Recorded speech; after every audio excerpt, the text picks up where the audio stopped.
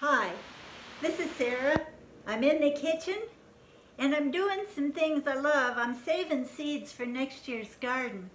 And I only save the seeds from the biggest, best, most beautiful plants like this tomato. This is a Russian oxheart tomato, my most favorite. So I've had people ask me, how do you do it? How do you save the seeds?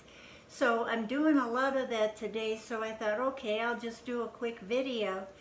You take your tomato, okay, and then you slice him in the middle. And if you do that on the sides, you can see on each side a whole bunch of seeds. All right, you take a spoon and you scoop out the seeds, all right, like so.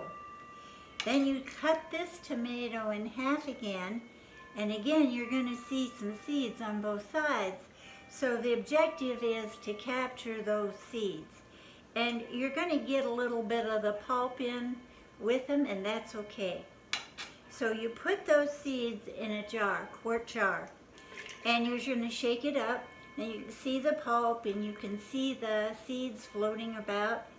All right, now you're going to keep them in there for 4 or 5 days, and 3 or 4 times a day when you walk by that jar, shake it up, okay? And then what will happen is the seeds will separate from that pulp, and the pulp will rise to the top. And then you take your spoon and you skim off the pulp, all right? So you have a lot of seeds kind of collecting around the bottom. So the objective is to keep the seeds that are volatile, which means they've been fertilized, they'll reproduce again into plants. Now some of these seeds have been, they're going to germinate. And the way you tell the good seeds from the not so good seeds, the not so good seeds will float. So if you get floaters up here, take them off. They will not germinate, and there's no sense in wasting your time, energy, and space planting them. Good seed, bad seed. You want to keep the good seed. Okay, in 3 or 4 days, you're going to have a bunch of them in the bottom. Then you put them through a strainer and you strain the water off and the remaining pulp. Now you have seeds.